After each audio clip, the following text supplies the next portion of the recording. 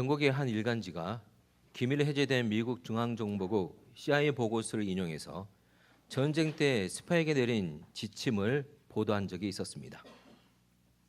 손쉬운 방해 공작 실전 매뉴얼이라는 제목의 보고서에는 적국에 침투한 스파이가 일터에서 할 수 있는 간단한 방해 공작들이 들어 있었습니다. 스파이가 행하는 방해 공작의 핵심은 적발될 가능성을 최소화하면서도 조직을 망칠 수 있는 행동에 초점을 맞추고 있었습니다. 어떤 내용이 들어 있었을까요? 방해 공작 매뉴얼에서 지시한 조직을 망칠 수 있는 행동입니다. 첫 번째, 우선 일을 질질 끌라. 긴급할 때 갑자기 회의를 열자고 하는 겁니다. 가능한 모든 사항을 좀 더 고민해보자고 결정을 자꾸 미루는 겁니다. 회의에서 가능한 한 길게 말하고 개인적인 경험을 줄줄 늘어놓는 겁니다. 두 번째는 책임을 피하려는 태도를 가지라. 내 업무 영역이 아니라고 계속 회피하라는 겁니다. 세 번째는 은근히 멍청한 척하라. 서류 작성할 때 글씨를 불명확하게 씁니다. 한두 항목을 빼고 작성합니다. 그럼 누가 속이 터집니까? 동료들의 속이 터집니다. 상사의 지시는 못 알아듣는 척하고 가능한 한 어물쩍 넘기라는 겁니다. 네 번째, 일이 잘 안 풀릴 때 연장 탓을 하라. 성과가 형편없으면 나쁜 도구 탓을 하라는 겁니다. 끊임없이 불평하고 또 불평하라는 겁니다. 이 방법들을 크게 두 단어로 요약하면 불평과 게으름입니다. 보고서에서는 이런 행동이 미묘하지만 매우 파괴적이라 말했습니다. 이 내용을 보도한 영국 일간지는요, 웬만한 직장에서 이런 행동을 하는 사람들을 쉽게 마주칠 수 있다 그렇게 지적했는데요. 그래서인지 이 글을 읽는 많은 사람들이 공감을 표시했습니다. 어떤 공감요? 우리 직장에도 이런 스파이가 많다는 거예요. 성도 여러분, 불평과 게으름은 내가 속한 공동체를 망치는 방법입니다. 악한 영이 불평과 게으름이라는 두 개의 무기를 교묘하게 사용해서 우리 공동체를 무너뜨리려 한다는 겁니다. 교회, 가정, 일터 말입니다. 오늘 봉독한 말씀에 보게 되면 가나안을 정복한 이스라엘 공동체가 땅 분배를 하고 있습니다. 그런데 땅 분배 과정 중에 두 가지 문제가 생겨야 됩니다. 공동체를 망치는 불평과 게으름의 문제가 생겨야 되는 겁니다. 요셉 자손이 불평하는 겁니다. 아직 땅을 분배받지 못한 7지파가 게으름을 피우고 있는 거예요. 이 두 가지 문제가 발생하게 됩니다. 오늘 말씀에서는 요셉 자손의 불평이 나오고 있죠. 그렇다면 요셉 자손이 왜 불평하고 있는 겁니까? 요셉에게는 두 명의 아들이 있었습니다. 바로 므낫세와 에브라임이라는 두 아들이 있었죠. 창세기 48장에 보게 되면 야곱이 요셉의 두 아들을 축복하는 장면이 나오고 있는데요. 야곱이 요셉의 두 아들을 향해 이렇게 말합니다. 내가 낳은 두 아들 에브라임과 므낫세는 내 것이라. 요셉의 두 아들 에브라임과 므낫세를 양자로 삼겠다는 겁니다. 왜 이런 말을 한 겁니까? 이 말은 무슨 의미입니까? 이제 요셉에게 장자권이 넘어갔으니 요셉이 두 지파 몫을 받게 된다는 거죠. 당시 법에 따르면 장자는 다른 자녀들에 비해 유산을 2배 받았습니다. 이제 요셉이 장자가 되었습니다. 그래서 요셉이 두 몫을 받게 되었고 요셉 지파는 두 지파가 되었다는 겁니다. 그래서 오늘 말씀에 나오고 있는 요셉 자손이란 에브라임 지파, 므낫세 지파를 말하는 겁니다. 그렇다면 요셉 자손이 왜 불평하고 있는 겁니까? 요셉 자손의 불평이 14절 말씀에 나오고 있습니다. 새한글 성경 번역으로 보겠습니다. 요셉 사람들이 여호수아에게 불평했다. 우리는 사람이 많습니다. 여호와께서 우리에게 지금까지 복을 주셨거든요. 그런데 어르신은 우리에게 왜 제비를 하나만 뽑아 땅을 항목만 나누어 받게 하십니까? 왜 불평하고 있는 겁니까?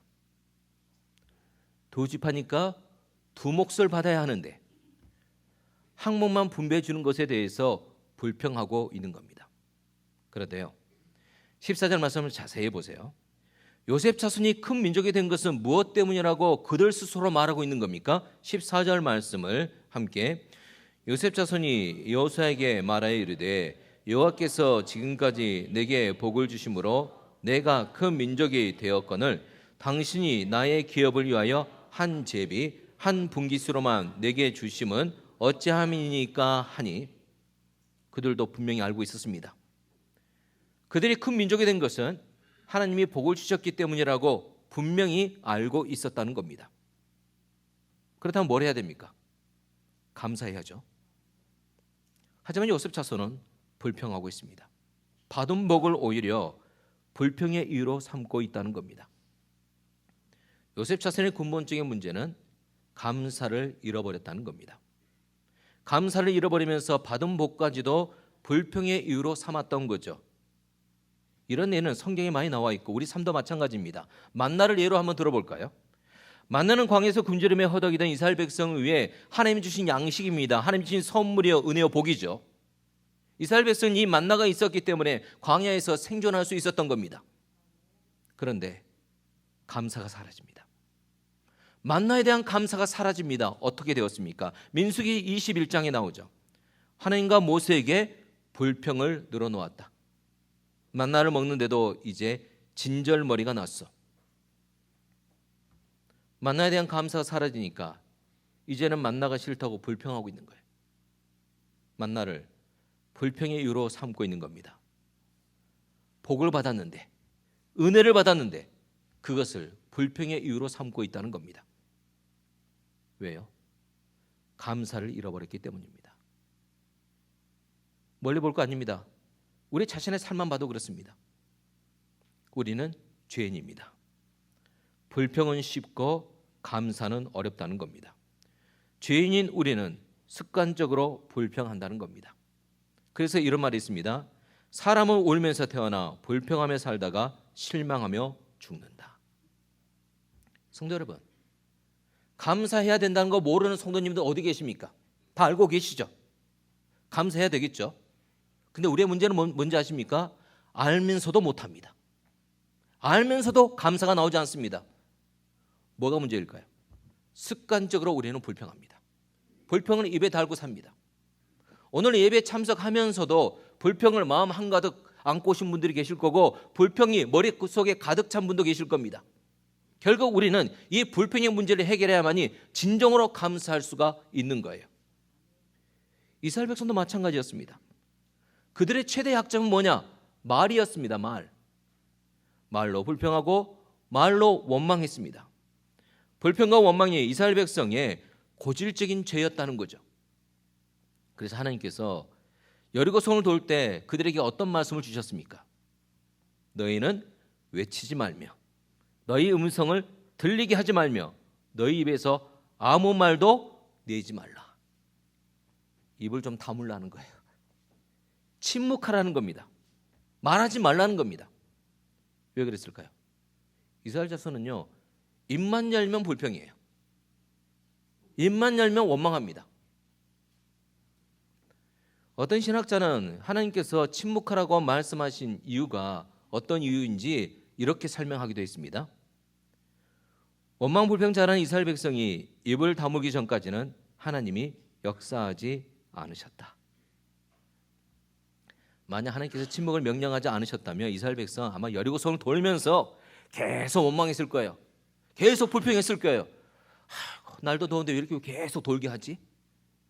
막 주절거렸을 겁니다. 그러면 하나님이 역사하지 않으신다는 거예요. 교회에서나 직장 가정에서 하나님의 일을 감당하고 계시잖아요. 근데 혹시 불평을 습관적으로 하고 있지는 않으십니까? 그러면 하나님이 역사하시지 않으십니다. 여전되는 남성께서 사역하실 때 여리고성을 돌고 있다 생각하시면 됩니다. 하나님의 일을 감당하시면서 하나님의 역사를 경험해야 되지 않겠습니까? 그러면 불평을 그쳐야 됩니다. 불평을 그치셔야 돼요. 불평을 그치셔야 됩니다. 순종한다는 것은 하나님보다 앞서지 않는다는 겁니다. 그런데 우리는 어떤 일을 할 때 말에 앞서는 경우가 얼마나 많이 있습니까? 인생의 여리고성을 만났을 때 원망하는 말을 하면서 하나님보다 앞섭니다. 염려하고 불평하는 말을 하면서 하나님보다 앞설 때가 많습니다. 실제로 그 일이 일어나지 않아요. 근데 먼저 원망하고 먼저 불평하죠. 하나님이 역사하시려고 해도 그 소리를 듣고 가만히 계시는 거예요. 그럴 때 우리는 침묵해야 합니다. 원망하는 말, 염려하는 말, 불평하는 말, 의심하는 말을 그쳐야 합니다. 말의 순종을 잘해야 됩니다. 옆에 계신 성도님을 축복하겠습니다. 말의 순종을 잘하는 복된 인생이 되세요. 우리 성도님들, 하나님 주신 은혜와 복을 누리는 복된 인생이 되시길 바랍니다. 근데 제발 말로 쏟지 마세요. 너무 안타까워요. 듣고 보는 앞에서 말씀드리면 마음이 상하잖아요. 그래서 강단에서 말씀드립니다. 제발 말로 쏟지 마세요. 은혜를 쏟지 마시길 바랍니다. 사는 성도 여러분, 불편이 시작되면 우리는 하나님을 보지 못하게 되고 하나님의 길을 볼 수 없게 됩니다. 불평은 악한 겁니다. 상황과 환경에 상관없이 불평은 악한 겁니다. 우리 입에서 불평과 원망이 나오는 순간에 마귀에게 틈을 주는 거죠. 마귀에게 틈을 주지 마시길 바랍니다. 불평하면 왜 마귀에게 틈을 주게 되는 겁니까? 첫 번째, 불평하면 하나님이 주신 강점이 약점이 되기 때문입니다. 하나님께서 창조하실 때 새를 보니 새의 입이 뾰족 나와 있는 거예요. 불평하고 있었다는 겁니다. 그래서 새에게 하나님께서 물으셨어요. 왜 불평하고 있니? 그랬더니 새가요, 왜 등에 무거운 날개를 달아줘서 나를 힘들게 하느냐? 날개가 너무 무겁다는 거예요. 그렇게 불평하고 있는 겁니다. 불평하고 있는 새에게 하나님께서 말씀하셨죠. 불평은 그만하고 무겁다고 말하는 날개를 활짝 펴서 하늘을 날아가라. 새의 강점은 날개입니다. 오히려 새는 자신에게 날개를 달아준 하나님께 감사드려야죠. 하지만 새는 날개를 불평했습니다. 왜 등에 날개라는 짐을 지워서 힘겹게 하느냐는 겁니다. 하나님 주신 강점이 불평의 이유가 된 겁니다. 그렇게 불평만 하니 자신에게 있는 날개라는 강점을 제대로 사용하지 못했던 겁니다. 요셉 자손도 마찬가지였습니다. 여호와께서 지금까지 내게 복을 주심으로 내가 큰 민족이 되었거늘, 하나님께 복을 받아 큰 민족이 되었다는 거예요. 요셉 자손에게는 큰 민족이라는 강점이 있다는 겁니다. 그런데 오히려 이 강점을 요셉 자손은 불평의 이유로만 삼고 있죠. 16절 말씀입니다. 요셉의 자손이 말했습니다. 그렇습니다. 에브라임의 산악지대는 우리에게 충분하지 않습니다. 불평하고 있는 거예요. 우리는 수가 많은데 땅이 너무 좁아요. 불평하고 있으니 요셉 자손의 강점이 오히려 약점이 되고 있는 겁니다. 습관적으로 불평하는 거 멈추셔야 됩니다. 감사할 내용도 습관적으로 먼저 불평하죠. 불평하게 되면 내가 가진 강점을 약점으로 보게 됩니다. 그래서 불평하면 내가 가진 강점이 약점이 되고 마는 겁니다. 누가 약점으로 만들어버린 겁니까? 옆 사람이 아니에요. 내가 그런 겁니다. 내가 불평하고 있는 내가 그렇게 만들어버린 거예요. 불평하면 왜 마귀에게 틈을 주게 되는 겁니까? 두 번째, 불평하면 부정적인 한계 틀에 갇히게 되기 때문입니다. 요셉 자손은 불평하면서 부정적인 것만을 주목하고 있지요. 자, 16절 말씀을 보면 나와 있습니다. 함께. 그러나 가나안 사람들이 살고 있는 땅은 위험합니다. 그들은 훈련이 잘된 군인들입니다. 벳스안과 그 주변의 작은 마을들에 사는 가나안 사람들은 모두 뛰어난 무기를 가지고 있습니다. 이스라엘 골짜기에 살고 있는 사람들도 뛰어난 무기가 있습니다. 분석력이 정확합니다. 정보력이 정확합니다. 상황 파악을 어떻게 하고 있어요? 정확하게 잘하고 있죠. 그런데요, 모르는 사람 없어요. 말을 안 할 뿐이지. 다 알고 있습니다. 그러나 묵인할 뿐입니다. 그러면서 하나님의 일하심을 찾고 있는 거예요. 그런데 지금 요셉 자손은 뭘 하고 있습니까? 결국 무슨 이야기하고 있어요? 상황 분석을 하면서 우리는 할 수 있다 말하는 겁니까? 아니죠. 우리는 할 수 없다 말하고 있는 겁니다. 불평하는 사람의 특징이 이렇습니다. 정확하게 상황 분석하면서 우리는 결코 할 수 없다, 우리를 침체에 빠지게 하는 거예요. 다시 메뚜기로 돌아가고 있는 겁니다. 다시 메뚜기라는 부정적 한계 틀에 갇히고 있는 거예요. 민수기에 보게 되면 12정탐꾼 보고가 나오고 있죠. 12정탐꾼은 가나안 땅을 40일간 정탐했습니다. 그런데 그들의 보고는 크게 둘로 나뉘어졌습니다. 10명의 정탐꾼들은 어떻게 보고했습니까? 함께 거기서 본 모든 백성은 신장이 장대한 자들이며 우리는 스스로 보기에도 메뚜기 같으니. 10명의 정탐꾼들은 그들 스스로를 메뚜기라고 자기 비하했습니다.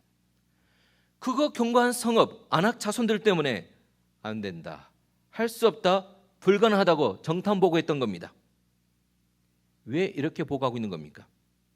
10명의 정탐꾼들 메뚜기 컴플렉스에 걸려버렸기 때문입니다. 성도 여러분, 메뚜기 컴플렉스에 걸리게 되면 긍정보다 부정을 먼저 보게 됩니다. 가능성보다 불가능을 먼저 보게 돼요. 장점보다 단점을, 강점보다 약점을 먼저 보게 됩니다. 물론 이 모든 것은 상존합니다. 하지만 우리의 시선이 무엇을 먼저 보고 우리의 시선이 어디에 있느냐가 중요하다는 겁니다. 이렇게 메뚜기 컴플렉스에 걸리게 되면 부정적 자아상을 갖게 되죠. 자기 자신을 부정적으로만 보게 된다는 거예요. 내 자신의 단점과 약점, 나쁜 것에만 집중하다 보니 내가 이게 뭐지? 내 꼴이 이게 뭐야? 열등감에 시달리게 되는 거예요. 10명의 정탐꾼들이 그랬습니다. 그래서 그들 스스로 뭐라고 이야기했습니까?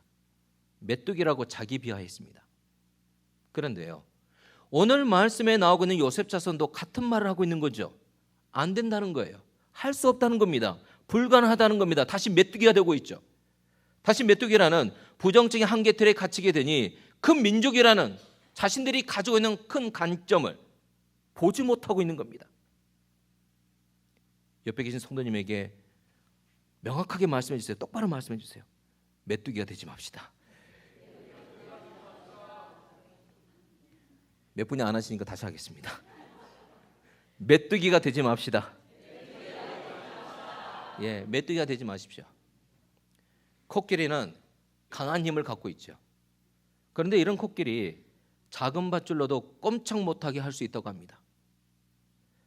서커스단에서 코끼리를 길들일 때 어릴 때부터 아기 코끼리 뒷다리를 말뚝에 묶어 놓는다고 해요. 아기 코끼리 처음에는 벗어나려고 몸부림을 치죠. 그러지만 단단한 사슬과 말뚝을 이겨낼 힘이 아직 아기 코끼리에게는 없습니다. 아무리 안간힘을 써도 말뚝 주변을 벗어날 수가 없죠. 계속 실패만 합니다.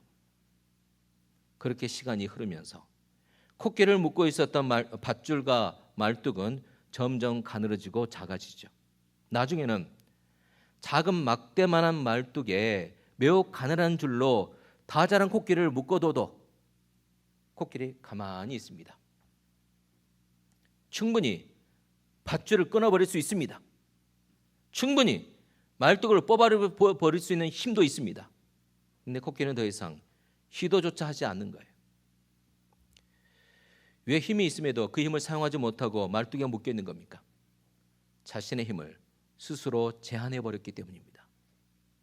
코끼리는 부정적인 한계의 틀에 스스로 갇혀 있는 겁니다.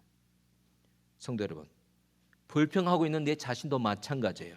내가 지금 불평하고 있다는 것은요, 내 자신이 부정적인 한계 틀에 지금 갇혀 있습니다를 스스로 드러내고 있는 거예요. 왜 그럴까요? 첫 번째, 불평하는 사람은 부정적인 자기 감정에 갇혀 있기 때문입니다. 불평하는 사람은 문제 해결보다는 감정 소모에 집중하고 있는 사람입니다. 그래서 문제 제기는 하지만 해결책은 제시하는 법이 없습니다. 그저 자신의 부정적 감정만을 표출할 뿐입니다.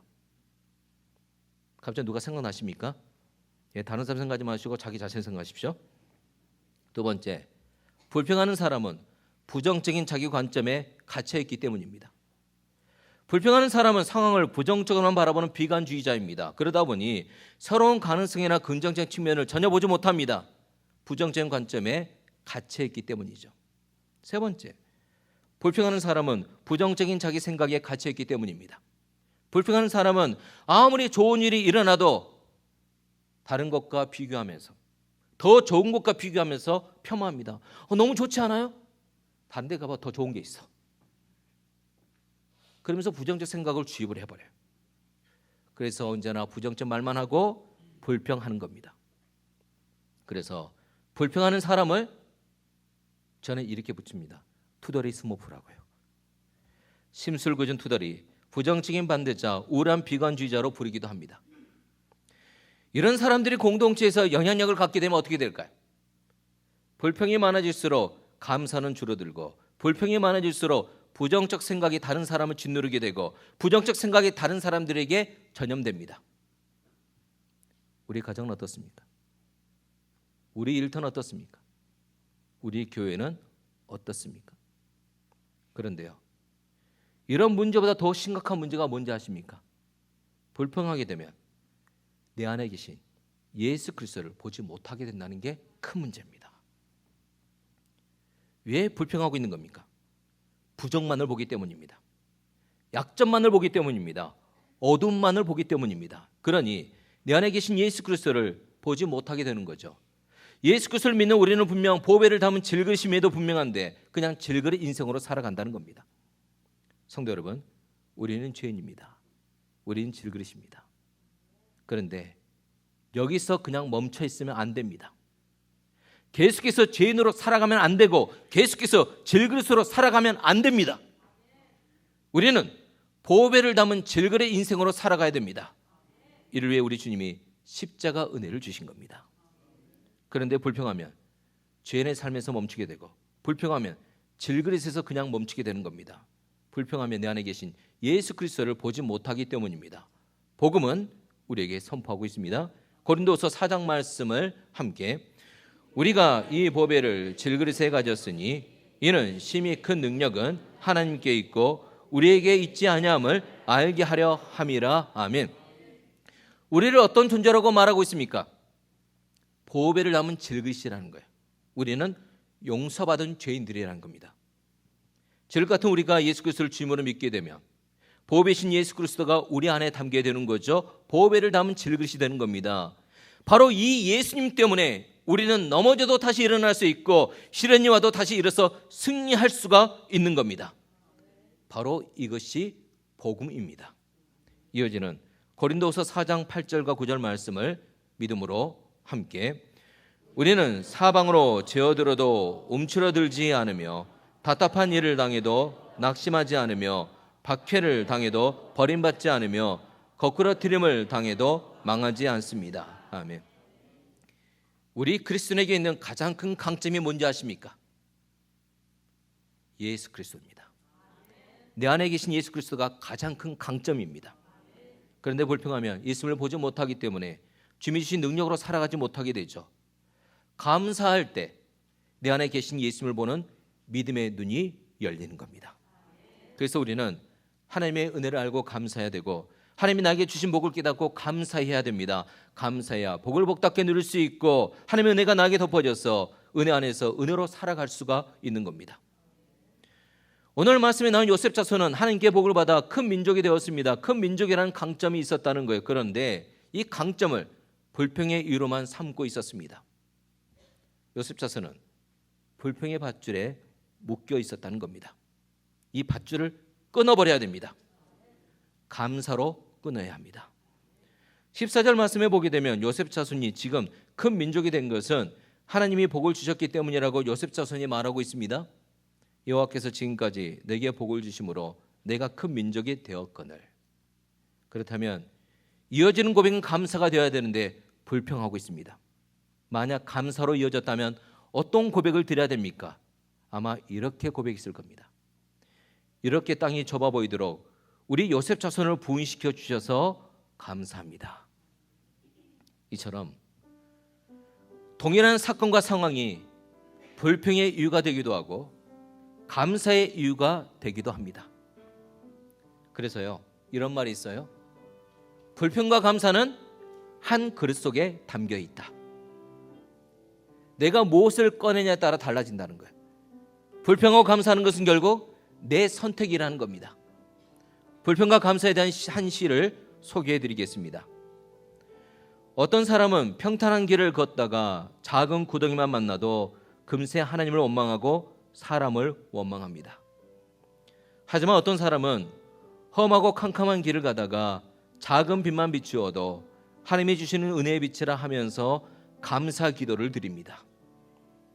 어떤 사람은 화려한 궁전에 살면서 얼굴을 찡그리고 불평합니다. 하지만 어떤 사람은 작은 오두막집에 살면서 하나님의 한없는 은혜와 사랑을 진심으로 감사합니다. 불평과 감사는 환경과 조건의 문제가 아니라는 거예요. 결국 내 자신의 문제입니다. 불평을 고치고 감사하기 위해서는 내가 전 환경을 고치는 것이 아니라 먼저 내 자신을 바꿔야 한다는 겁니다. 함께 찬양할까요? 응답하신 기도 감사, 거절하신 것 감사, 헤쳐나온 풍랑 감사, 모든 것 채우시네. 아픔과 기쁨도 감사, 절망 증인도 감사, 증량 못할 은혜 감사, 크신 사랑 감사해. 그럼 우리가 어떻게 불평이 아닌 감사 고백을 할 수 있는 겁니까? 우리 자신을 어떻게 바꿔야 합니까? 우리가 할 수 있는 겁니다. 관점을 바꿔야 합니다. 보는 시선이 달라져야 합니다. 감사하기 위해서는 하나님이 주신 은혜를 주목하시길 바랍니다. 그래서 여호수아는 여섯 자손에게 하나님이 주신 것을 먼저 보게 합니다. 관점을 바꿔주고 있는 거예요. 15절 말씀입니다. 내가 큰 민족이 되므로, 여기에 액센트가 있습니다. 하나님이 복을 주셔서 큰 민족이 되었다는 겁니다. 하나님이 주신 것을 보게 하고 믿음의 관점으로 보게 합니다. 계속 이어서 17절 말씀을 보겠습니다. 너는 큰 민족이요 큰 권능이 있은즉. 하나님이 복을 주셔서 큰 민족이 되었으니 큰 능력과 큰 힘을 갖고 있다고 격려하고 있는 겁니다. 요셉 자손 자신을 믿음의 관점으로 보라는 거예요. 하나님께 복을 받아 큰 민족이 되었으니, 큰 민족이라는 강점이 있으니 그것을 감사하라는 겁니다. 사랑하는 성도 여러분, 불평이 시작되는 순간 내 눈에는 약점, 단점, 부정만이 보이면서 내가 가진 모든 것이 안 되는 이유가 되는 겁니다. 순간 메뚜기가 되는 거예요. 이때 빨리 시선을 바꾸어 하나님을 주목하십시오. 하나님이 나에게 주신 은혜와 복을 주목하시길 바랍니다. 그럴 때 감사가 회복됩니다. 그래서 감사기도 제목 적는 거 매우 중요합니다. 감사기도 제목을 적으면서 하나님이 주신 은혜와 복을 주목하기 때문입니다. 그러면 내 시선이 바뀌게 됩니다. 믿음으로 내가 처한 상황을 보게 된다는 겁니다. 혹시 우리 중에 습관적으로 불평하고 계신 분이 계십니까? 그러면 의지를 들여서 하나 이상씩 감사 제목을 매일 적으십시오. 매일 적으십시오. 근데 놀라운 게 뭔지 아세요? 처음에는 하나 적기 힘드는데요, 적으면 적을수록 이게 늘어납니다. 그렇게 매일 적다 보면 내가 바뀌는 것을 경험하게 됩니다. 내 관점이 바뀌고 내 말이 바뀝니다. 감사드리면서 내 안에 계신 주님을 주목하니 이런 변화를 경험하게 되는 거예요. 그리고 이어서 여호수아는 요셉 자손에게 믿음의 도전을 주고 있죠. 15절 말씀입니다. 내가 큰 민족이 되므로 스스로 개척하라. 하나님이 주신 능력, 하나님이 주신 강점과 장점이 있으니 스스로 개척하라는 겁니다. 이미 하나님이 주신 것으로 나에게 주신 그 문제를 해결할 수 있다는 거예요. 이미 하나님께서 나에게 응답을 주셨다는 겁니다. 사랑하는 성도 여러분, 우린 그리스도인입니다. 우리 그리스도인에게는 예수 그리스도라는 가장 큰 강점이 있습니다. 인생을 걷다 보면 내 인생에 지글 같은 데가 있을 겁니다. 그럴 때 불평은 나오고 낙심이 되지요. 그때 믿음으로 봐야 됩니다. 지글 같은 내 인생에 담기신 보호되신 예수님을 믿음으로 보십시오. 그럼 내 삶이 주님의 역사가 되는 것을 경험하게 됩니다. 내 인생길이 광야 같을 때가 있을 겁니다. 그럴 때 불안하기도 하고 외롭기도 할 겁니다. 그때 믿음으로 나와 함께 하시는 임마누엘 하나님 예수 그리스도를 보십시오. 그러면 내 삶의 자리에 하나님의 나라가 임하는 것을 경험하게 됩니다. 그래서 우리 안에 감사와 간전, 찬송이 흘러넘치기를 예수님의 이름으로 축원합니다. 오늘 선포된 말씀 붙잡고 자리에서 일어나 함께 찬양하겠습니다. 내게로부터 눈을 들어 주를 보기 시작할 때 주의 일을 보겠네. 내 작은 마음 돌이키사 하늘의 꿈 꾸게 하네. 주님을 볼 때 모든 시선을 주님께 드리고 살아계신 하나님을 느낄 때 내 삶은 주의 역사가 되고 하나님이 일하기 시작. 성령이 나를 변화시켜, 성령이 나를 변화시켜 모든 두려움 사라질 때 주의 일을 보겠네. 황폐한 땅 한가운데서 주님 마음 알게 되리. 주님을 볼 때 아멘. 모든 시선을 주님께 드리고 전능하신 하나님을 느낄 때 세상은 주의 나라가 되고 하나님이 믿음으로 모든 시선을 주님께 드리고 모든 시선을 주님께 드리고 전능하신 하나님을 느낄 때 세상은 주의 나라가 되고 하나님이 일하기 시작하네. 아멘. 파송사를 드립니다.